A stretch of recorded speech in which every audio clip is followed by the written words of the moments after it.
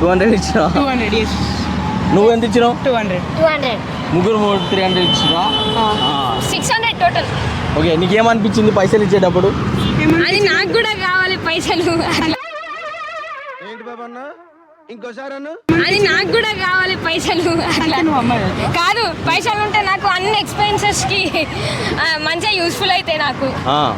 అలానే ఇప్పుడు నాకు స్టేషనరీ ఐటమ్స్ కోసం యూజ్ అవుతాయి. ఒకవేళ నాకు 200 అట్లా వచ్చినాయి అనుకో, ఏదో రోజు మీరు కలెక్టర్ అవుతారు బాబు, కలెక్టర్ అవుతారు.